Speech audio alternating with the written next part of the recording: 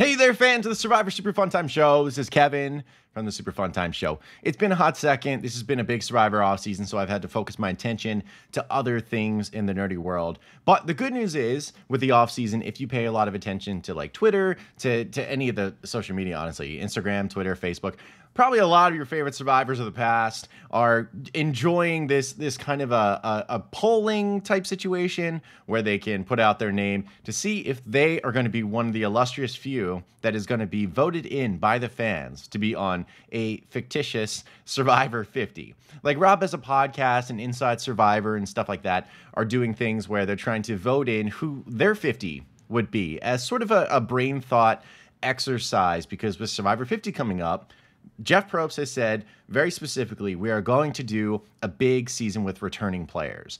And with returning players, it means it's going to be open to the whole pool of players. I mean, specifically, Jeff Probst, in an article from Inside Survivor, he did not only said that it's going to be like the best of the best. He specifically said, in season 40, we took a bunch of winners, we gave them every weapon we had and said, go at it, and it'd be a bloody bloodbath.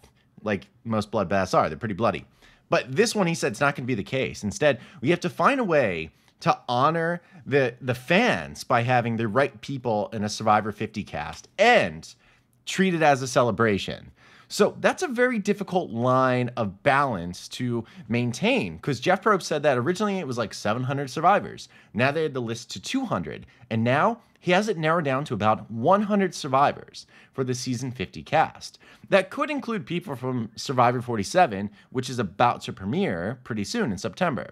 However, today for this exercise, I am going to pick my Survivor 50 cast, and it's going to be based off of season 46 and below. So obviously it's not going to be perfect. However, I think the concept is sound. I have some rules for it, and we're going to go over what those are, and you're going to see who is going to make my Survivor 50 cast. You can tell me if I'm wrong or right. And without further ado, I bring to you my list from Survivor 50. Survivor, the final era. Although there'll probably be seasons after this one. But this is the big one here, folks. Survivor 50. Now, what we're going to do for Survivor 50 is not going to be basic. It's not going to be returners from the new era. Instead, it's going to be returners from 3 different eras. 3 tribes. 8 players in each tribe. New era rules. I know you old heads, you want some old stuff. You want to be able to sit around and talk about life for 3 days and then go vote. Not today. Not in Jeff Probst Survivor. Maybe in the Mark Burnett days, when he would get drunk and Jeff Probst would get into a sandwich with the girls from Vanuatu. No, this is a different Probst. This is a reformed Probst. Him and his face. Said, we're going to be using the rules of Probst Survivor. And these old heads, or are they, are going to learn how to play this game. What are some of the ground rules? The choice system that I've devised. It is largely based on how Jeff Baby Probst wants to play the game these days, because I think that's realistically what it would be. If Survivor 50 happens, just expect it to be played by the rules that the new era players have been going under. New era standards. So you're going to have Sweat and Savvy, probably. You're going to have idols out of nowhere. You're going to have a bunch of, pardon my language, bullshit rules that make the game totally unfair, but makes the game unpredictable and entertaining, which is, I think, the goal at this point. As the great Tom Westman, winner of Survivor Plow, maybe the best winner of all time, said a long time ago, you know, I think the game needs to evolve. And I think he's right. Even if I don't always agree with what Jeff Probst says, Papa Probst, I do agree with him that innovation is key. And some of these players that have not played in the new era, they're going to learn today. And it's going to help justify for Jeff Probst if a new era winner wins this season among the whole barrage of 50 seasons. If one of his players of the new era wins, he's going to help justify that his era is better than the previous one. So that is one of the major bullet points. Now, there are some guidelines. Now, these are not hard guidelines. I expected them to be hard and fast rules for Survivor 50. One of them being, you couldn't have more than 1 3-time player on your team and 1 2-time player on your team. Now, I put an old school exception because, quite frankly, if we're going to follow the directive that Jeff Probst said, it has to honor the fans and it has to be a celebration of 50 years. It's just not possible. There's no way I can only put 1 3-time player on the old school list, and that's it. Like, imagine if you're like, oh, I want to get Tyson and Russell Hantz and Boston Rob. But no, you can only have one because of some arbitrary rule. No, Probst will never do that. That's not the case. There are other reasons why they may not join, but that is not going to be one of them in this picking system. So the old school players, they have an exception for this because, quite frankly, there's a limited pool on which old school players I think could actually play the game again. So without further ado, there's not many restrictions, but I will say this. That one thing, before I forget, when I say new era standards, it is important for me to say that means with casting, at least half the tribe has to be a person of color or a member of the LGBTQ plus community or somewhere that falls into that so we can have equal representation from people from different groups. And I think that's really important. It's one of the best things that Papa Probst did in the new era. And it is a reality. So that's what I chose the cast based off of with those guidelines, because it'd be a lot more simple if I could have just chosen who would have been like the all-time favorites cast list if we didn't have that. Instead, the new era would be, or the old school players would be full of whiteys all over the place that were basically all the same thing. But with this restriction, it also added a little creativity to it and made me think a little bit harder while satisfying the standards of CBS. All right, so without further ado, this is the tribal breakdown. I know you're looking forward to it. The old school tribe from seasons 1 through 25. Old school is really relative. It could be like 1 to 20. I said 1 to 25 because that's around the time where it really started to get bananas. Really, when it got to the point of going to, not the edge of extinction, but it went to Redemption Island. That's really when it started to get a little wackadoodle. But I decided to go up to 25 anyway, just to have a nice round number. New school, 26 to 40. These are all the seasons that really it started to pick up, I think. Also, it was a large enough pool that I felt like I'd be able to create a really good roster from those tribes. And then finally, the new era. Obviously, you're familiar with what the new era is. So, without further ado, we're going to meet our tribes as according to me. The first tribe is the old school tribe, which will always wear red. And it consists of Stephanie LaGrossa from Survivor Palau and Survivor Guatemala and Heroes vs. Villains. Stephanie was chosen because I don't know how many of you were around back in the day. Stephanie was, in my opinion, the first it girl of Survivor.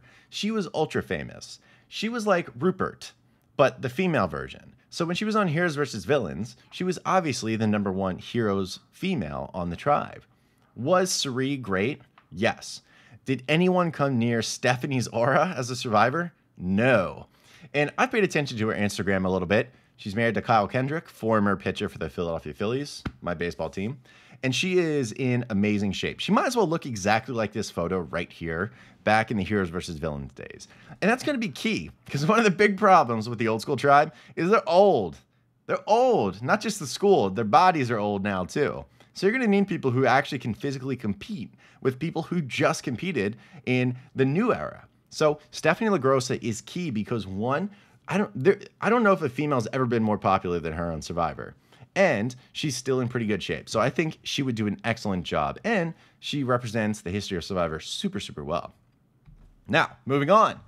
Next, Ozzy Lust from Survivor Cook Islands, Micronesia, South Pacific, Game Changers. He's in this category because he originally started off in the old school, so he counts as that.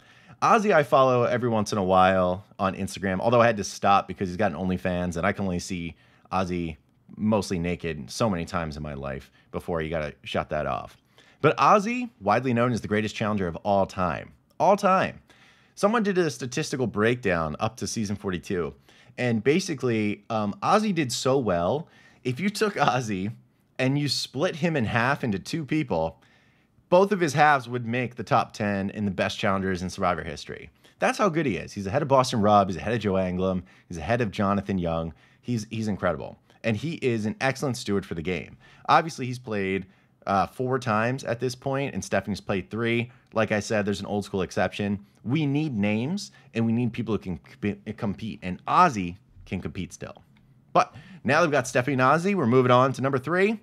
Brenda Lowe, although I don't think her name's Lowe anymore. Brenda is lesser known, for sure. She competed initially on Survivor Nicaragua in the La Flor tribe with the eventual winner, Judd Fabio. Brenda also competed on Survivor Caramon. She is one of my favorite underrated players of all time. I know that she would get anything she wanted from me if I played her. She is also really wise. She's really underhanded. She's very strategic. She's aggressive with how she plays. She would be an excellent member of the old school tribe, and last I've seen of her, excellent shape as well. So I think she would fit right in with the vibe of this group. She's always been aggressive in her gameplay, and she would fit in with the new era game style. Now, moving on from Brenda, we have my man Jervis Peterson from Philadelphia. This is a guy is as old school as it gets, representing Season 1, Borneo, or when it used to be called Politeaga. So Jervis played not only in Season 1, but in also Survivor 27, Blood vs. Water. Pretty big deal because he kicked ass in Blood vs. Water. He played with Tyson Apostol. And the fact that he was able to hold up in that season tells me if he played in New Era rules, he would do okay. And he's still in pretty decent shape. I think he'd be able to get out there and compete. He would be the old guy of the tribe in comparison to some other folks, but he would definitely be able to mix it up with some of the other players from the new era. And thankfully, he doesn't have to shoulder the load, but based off his performance in Blood vs. Water when he was also kind of old, I think he would do great. Now, moving on. No, we're going back to Brendan Lowe. The next player, Parvati Shallow. Did any of you think I was going to get through the old school without bringing up Parvati? I tried really hard. I'm telling you right now, I tried really hard to not include Parvati on this list. I thought, what other females can I get on here? Not Parvati. Because we've seen Parvati 4 times, I think, at this point. The problem is, I need bodies who can go out there and compete. I need name recognition. And Parvati's got all of it. She's got everything.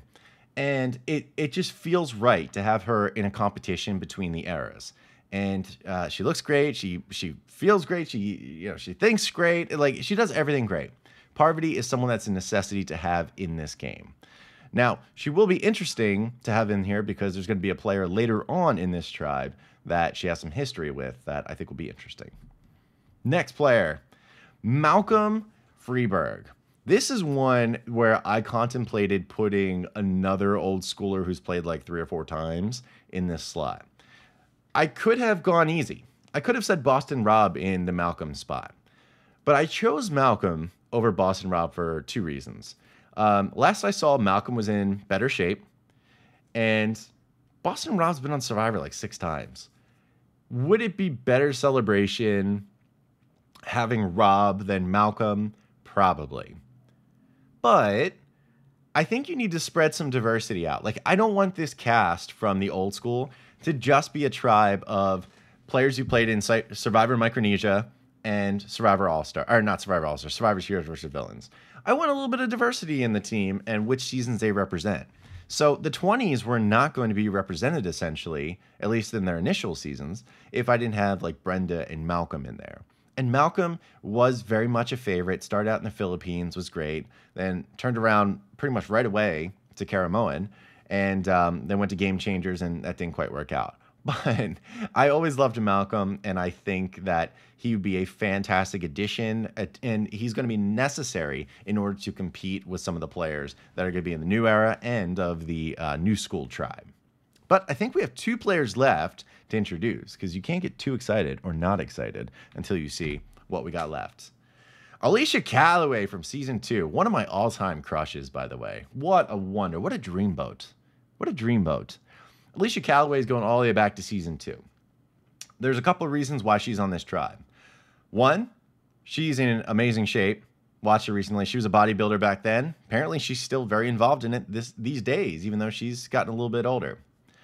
But 2, there's something in a criteria that I think is important to remember, especially if it's going to be a celebration of 50 seasons.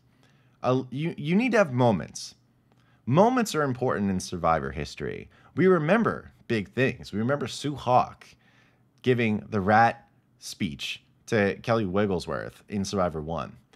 And one of the things we also remember, Season 2, Alicia and Kimmy, the fight over the chickens. And she will always be remembered. I will always wipe my finger in your face. And I feel as though Alicia needs to be brought back for that reason, because we go like, oh yeah, dude, she's a throwback. She didn't mess around. She's a badass. So that is one of those things that I think Alicia can fit that many other survivors can't fit. So I'm very happy to add her to the tribe because she's going to be very strong. She was always a wonderful player. No lack of aggression. She wasn't a strategic powerhouse. She mostly hung around. But that's okay. New era, new time in her life. Maybe she'll take it home.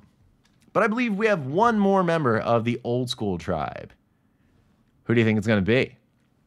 Well, we need names, don't we? We need history makers. And I never thought they would pull this out of the deepest, dankest dungeon in Survivor history. But Kevin, at the Survivor Super Fun Time show, we don't play around.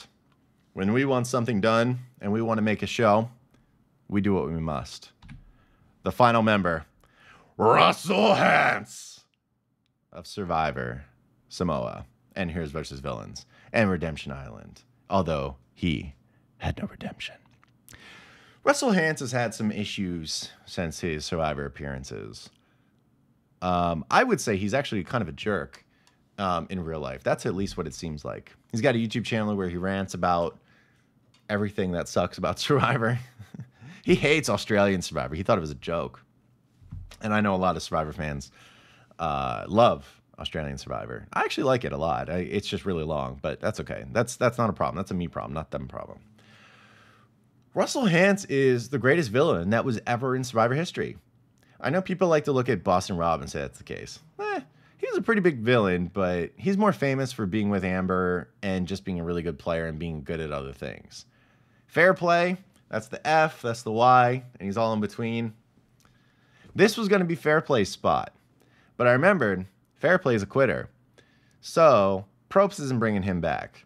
So I decided instead, Russell Hantz is the kind of guy that I could see Probst bringing back just so he would lose to new era players that Russell makes fun of. There are actually two players in the old school that I said, if Probst wants to prove a point about how the new era is tough, he will bring back and they will get beaten to the ground. One of them is Russell Hantz. The other one is Eliza Orlins. Now, I love Eliza, but she couldn't make this list, unfortunately, because Parvati took her spot. And she was famous in her own right. But Russell Hantz, I think Jeff would bring him along just so that he could basically lose. And that's what it comes down to. And it'd be really fun to see some interaction between Parvati and Russell, Brenda and Russell, and to see if Russell's habits have changed. Physically, he's probably not great. He's going to be the Papa Smurf of this tribe. But I'm really curious if they would vote him out first right away. Because imagine his ego if the old school vets just be like, let's get him out of here right away. I think it'd be really, really funny. But in sum, I think we put together a pretty good tribe. I mean, the boys, you got Malcolm, got Russell, you got Jervis, and you got, who else you got here? Who else did I give you in the old school tribe? Flipping through. We also got Ozzy. Obviously, he's a wonder. And the girls, you got Stephanie, you got Brenda. Oh, what a wonder. Then you got Parv, and then finally, you got Alicia. I think it's a pretty solid old school tribe. But enough of the old school tribe. We got the new school. This is Survivor 25 and up, or 26 and up. 25 is Philippines. That's already taken care of. So the question is, between 26 and 40, really 39, who do you think are going to be the 4 men and women that will make my list? There's going to be one, I'm sure many of you are going to go, that's not there. Suck it. It's my list. First name, Dominic Abate. Dominic is a player who I need to play again. There's no player in the history of Survivor who was tied for first place in the final vote. He lost by the third place finisher or second loser. Casting a vote for him, he unfortunately didn't get the final vote, and Wendell did. And Wendell won Survivor Ghost Island. Dominic was dominant. He had an idol he never had to play in the game. He partnered with Wendell, who won the game. They were arguably the most dominant duo to ever play the game. And he's a guy that I think needs another chance to get back in. And I feel like I need that to happen. Absolutely need that to happen. And if it doesn't, it wouldn't be the worst thing because I think there's 1 or 2 players he could be replaced with. But I would really like to see what he can do if he gets a second chance because he was a dominant strategic player. Now, Second member, Lauren Ashley Beck of Survivor, Survivor Island of the Idols. I was going to say Ghost Island. I don't know why. She was awesome. Actually, during the airing, I didn't like her very much. And the reason why is because I thought she was getting rid of people that I wanted to stay in the game. One of them being Nora. I love Nora from Island of the Idols. I was hoping she would stick around. But Lauren was a strategic powerhouse. She was paired up with Tommy, who ended up winning the game. And she did an excellent job. And post-Survivor, she's been really active on social media. She's been really active as a personality and showing why she'd be entertaining to see back out there once again. So I think Dominic and Lauren is already an excellent start for this tribe. But who's next? That is the question. Next, joining the new school tribe, Tony Vlachos. Who else was it going to be? Tony Vlachos.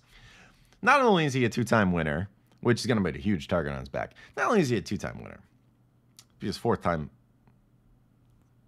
playing. He's going to be on the cast of The Traitors coming up, and he's very low-key, talked a lot of crap about the new era. Low-key. Not a lot. Low-key. And I would love to see how he does in the new era game. If there's a player that I think about would like thrive in the version of new era of trying to find idols and, you know, moving very quickly, he's the guy I think of every time. So I need Tony Vlachos to be in this season. Survivor 50 is crucial. And who doesn't think of the cast Tony moment where he goes, "Am I speaking Lama to you?" He goes, amazing. Now, joining Tony Vlachos and Dominic and Laura, fourth member, Chrissy Hoffbeck. Oh, I love Chrissy. Chrissy was robbed in her season, Heroes versus Hustlers versus Healers. I thought she was going to win.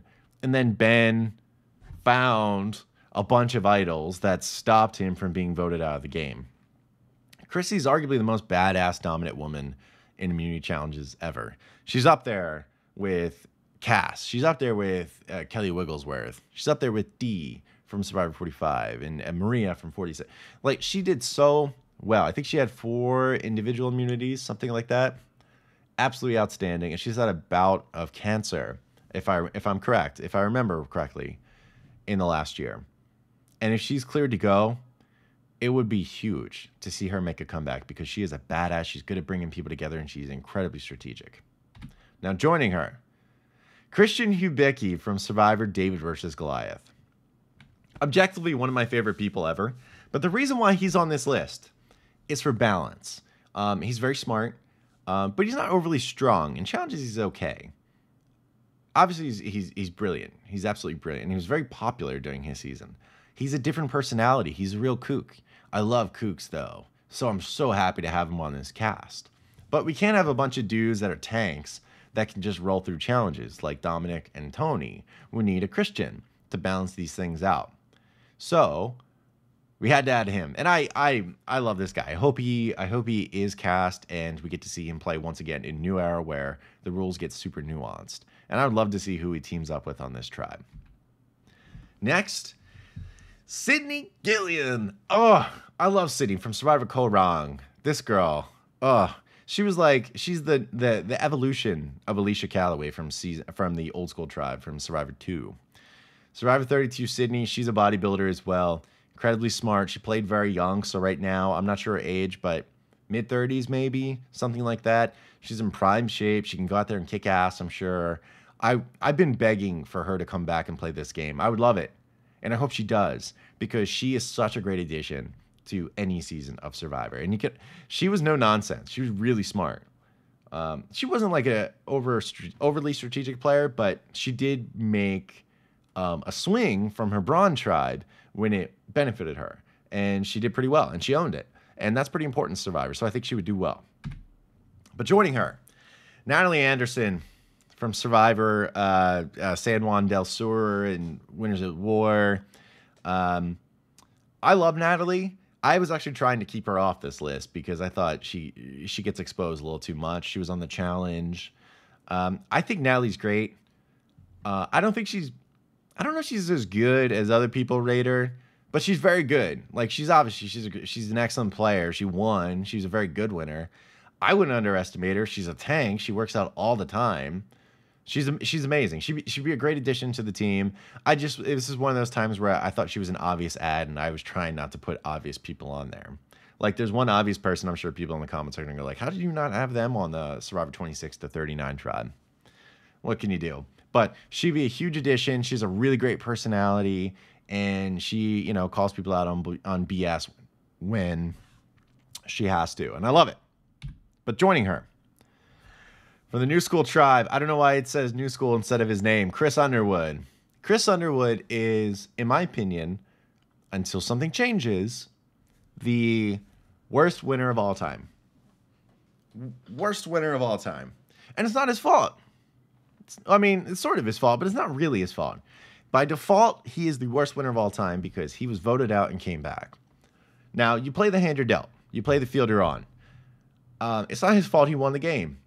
However, you know, if you get the $1 million check and the crown, and the worst thing that happens is you have nobody's like me saying you have the worst winning game of all time, probably a good trade-off.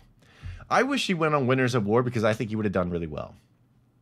I think in a Survivor 50 situation, I think he would do really well. He's a beast in challenges.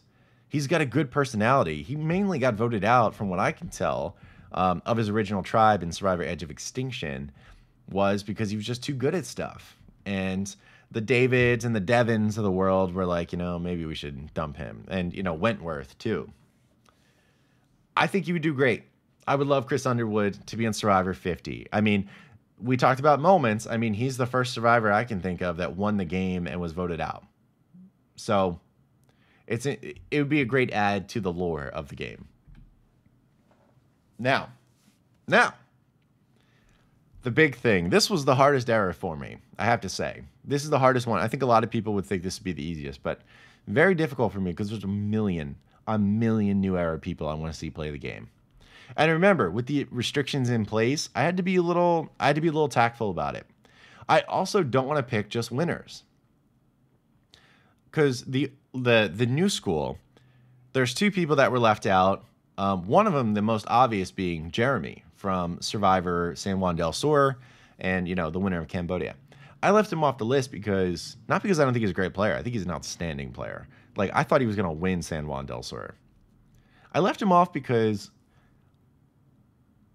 I don't think he needs the second chance. I think I would rather see some of those other people that I talked about more than I want to see Jeremy. And I don't want the cast to just be a bunch of winners at war coming back, like a third of the cast. I really don't want that as a fan. But, you know, the casuals will want Boston Rob, they'll want Parvati, they'll want Tyson, they'll want all these people like Jeremy. I'm trying to spice it up a little bit to find that line, like Probst said, between honor the fans and make it a celebration. And maybe I'm indulging too much, but again, it's my list, so I don't know. You tell me if I'm wrong. There's one major person I left off this list that I'm very sad about for the new era, but let's go through it and I'll give you my justification, because I have a little more fine detail to say about this list because they're all very recent.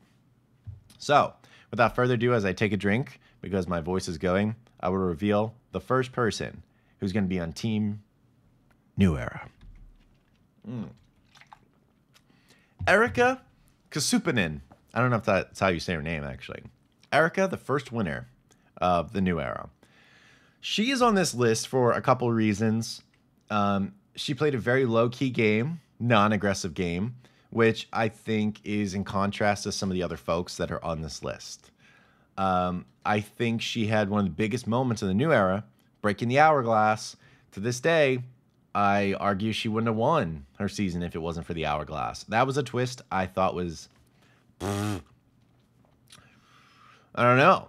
And I think it's only fair that someone like Erica, who did pretty well, although largely carried by the fact that her team, Luvu, didn't lose a single pre-merge immunity challenge, I wonder how well she would have done if she gets a second chance. I think she would have a good shot in Survivor 50.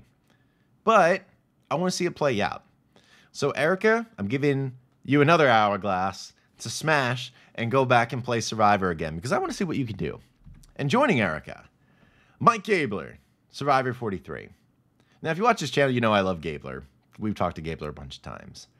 And I hate to say this, but the main reason, other than being a winner and having that cachet and representing Survivor 43, that Gabler's on this list is because balance. There's so many people from the old school in particular and the new school that are a bit older. Gabler's, I think, the second oldest winner ever, second or third, behind Bob from Gabon and I think Denise from Philippines. No, I think he's third. I think he's second and she's third. I need him on the tribe because I need an older guy to help balance out the tribes. Like, I could have just a bunch of tanks from Survivor 41 through 47, but I don't think that would make a good cast. And Gabler is a very interesting personality. Definitely different than anyone else I've seen on Survivor history. So adding Gabler to the mix, I think, is really important for the chemistry of the tribe. And a big emphasis that Probst said was fun. Gabler was really fun. So it's something to think about when constructing a tribe. But otherwise, he held his own. Obviously, he was really positive around camp. A lot of people didn't look at Gabler as someone that they needed to take out. He made everyone feel comfortable. And I think it's important to have those folks on this season where it's going to be a season of sharks. So we have Erica and Mike Gabler. Then to the next person to join the tribe, it's going to be Maria Shreem Gonzalez. Love Maria. Maria sadly has fallen into like the villain category for fans after the whole Charlie Maria thing, which is really interesting because that's like it. Like if you mention that to the old school players or old school fans, they're like, "What? That's it? That's the reason why she's a villain? What?" I don't know. Maria's not on the list for that, but that is an interesting element because if fans remember that incident, they're gonna be like, "Oh, okay, yeah, let's hope she gets taken down." And that's good from a viewing standpoint. However, from a practical tribe application, same thing with Gabler. She's an older player, which is needed to balance out against the old school and the new school.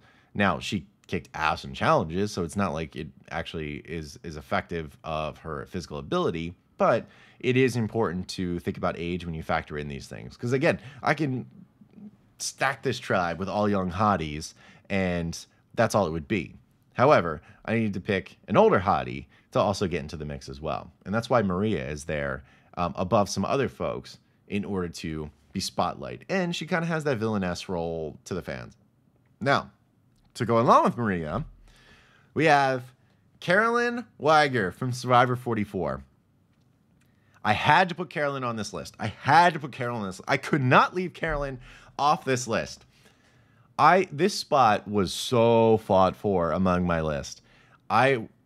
Especially when I read Probst's thing and says it's got to be fun. Who's more fun than Carolyn? Her just like, some people found it really annoying. I didn't. When she would go, oh, or do stuff like that. I thought she was great. It would be a fun personality. I'd love to see her interacting with like Gabler more often. I can actually see Carolyn and Gabler bickering a lot out there. Because Gabler's pretty headstrong about stuff. So is Carolyn at times. Maria can be as well. Maria would try to scoop up one of them. I think she would try to scoop up Carolyn. It'd be great. Erica would be like sitting by, watching it all go down. It'd be really fun. Obviously, like Survivor 44, Jam Jam and Carolyn, I think were the big famous folks. And, Carson of the Tika 3. But Carolyn and Jam Jam were the real secret sauce, in my opinion. And for the sake of the numbers I'm trying to hit, Carolyn fit the best. And there's one person I'll tell you at the end of my tribes, she took the place of. And I will let you know who that is. But I tried desperately to put the other female on this list, and I couldn't make it work. But without further ado, we're going to move on to the next member of the new era, Jonathan Young. This guy, how could you ever leave Jonathan Young off this list? There's going to be some fans that are going to be like, I don't want Jonathan on this list. What do you do? Blah, blah, blah. I'm like, yeah, the dude's a tank. He will eat you. He can eat your whole face. Everything about you. He is known as maybe the biggest tank in a Survivor challenge ever. He carried a whole team on his back, quite literally, in one challenge. The other two tribes couldn't finish it. He did it himself. How do I leave this guy off the list?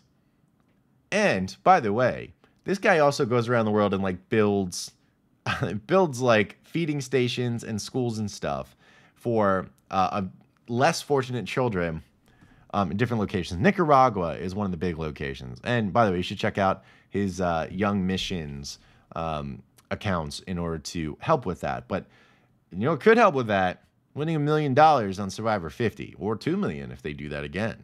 But obviously I had to add this guy. He's ridiculous. Wouldn't you want to see him and Tony Vlachos, like, square off? Wouldn't you want to see, like, him punch, like, Russell Hantz or something? Wouldn't you want to see Parvati try to flirt with this guy to try to win him on her side, kind of like she did with James from Survivor Micronesia? I think it'd be interesting to see. But joining Jonathan Young, we have Shan Smith from Survivor 41.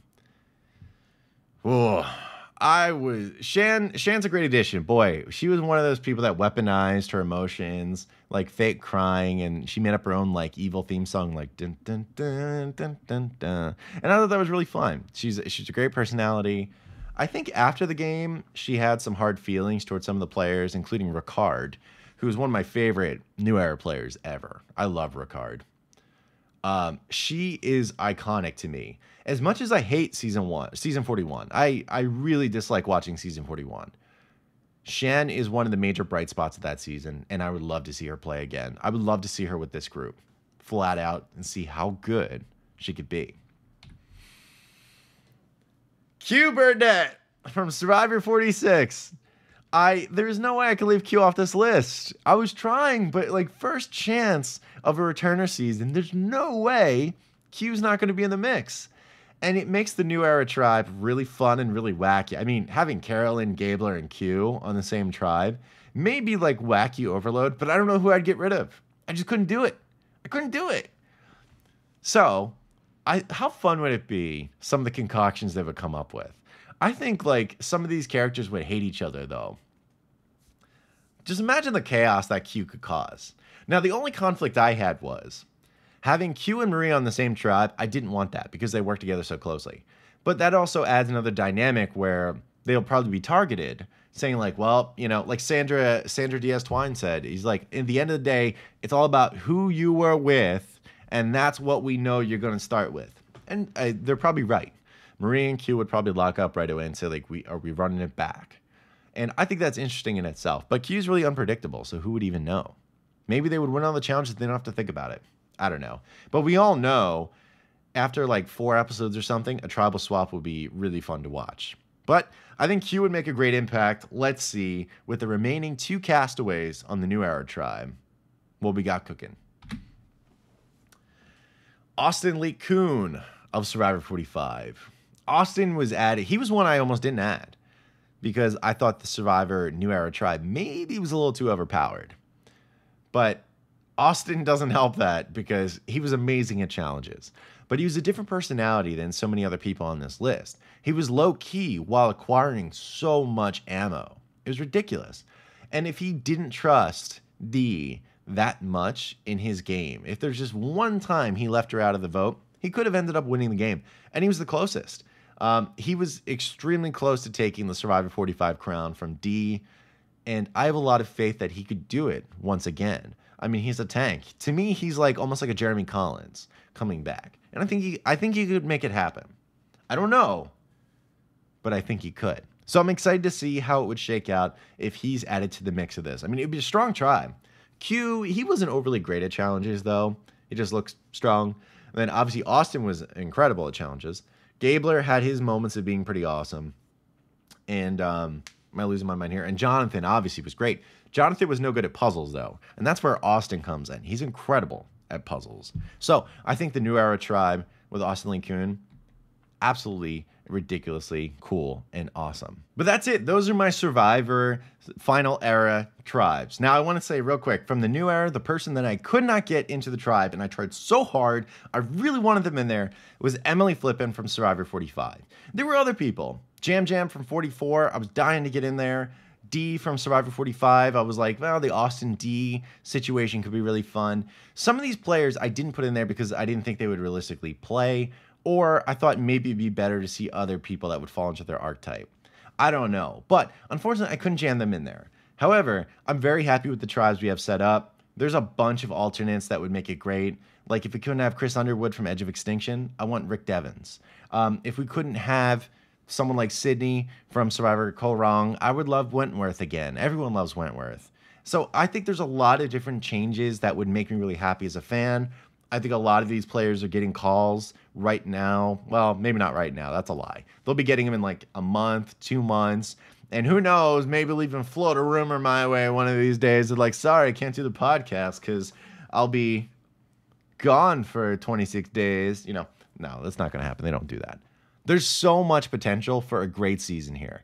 Clearly, I think Probst needs to make it the eras against each other. Because not only will it potentially stroke his ego that new era is going to be the best of the eras. Because no matter what, even if old school wins, Probst can say, you know, like, well, look at a great show we put together for many years, even back to the old heads. But I think he wants new era to win. And the thing that needs to happen, I need to have all of the important, big, old school challenges back again. I need them back. If you're going to do this thing where you're going to have old players and new players, I need new challenges and I need old challenges. I need sumo at sea. I need them throwing a ball out into the water and having castaways run and get it, fight each other, and shoot it into the basketball hoop. I need those things to happen.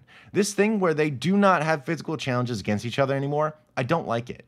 And if for all of you who haven't paid attention to this, if you don't pay attention to the level that I do, there hasn't been a single one in the new era where you put your hands on someone else to prevent them from doing something. There's nothing of that type. Australian Survivor, one of the reasons why that is gaining ground on US Survivor is because they still do physical challenges like that. They're not afraid of getting their hands dirty. And if it's because of that loser D-bag Dan Spilo from Island of the Idols that they can't physically touch each other, then I hate that guy even more than I already did, okay? So, without further ado, I'd like to say they need to add the old school elements. They need to add old school, middle school, and new school players into this whole mix. I need to see them compete against each other. I need to see them starving like in the new era. I need to see bullshit idols and advantages and disadvantages of the new era. Because there's a million ways to play this game out. Is it the most fair way? No. But is it the way we have? Yes. And I need the old school players to know what that looks like because a lot of them talk a lot of shit. So I want to see how they'll do. But that's going to do it for the video. Thank you so much for watching. As always, I know I talked a lot, but that's because I had a lot to say. And hopefully you're out there, you enjoy a good, long, deep conversation about Survivor casting. And remember, hit the subscribe button if you want to see more in the future. I'll have a Survivor 47 draft with some castaways. It would be really, really fun. And of course, I'll be doing weekly recaps and some videos on random Survivor things that would be really terrific. Otherwise, hope you have an amazing day, everyone. Take care. Goodbye.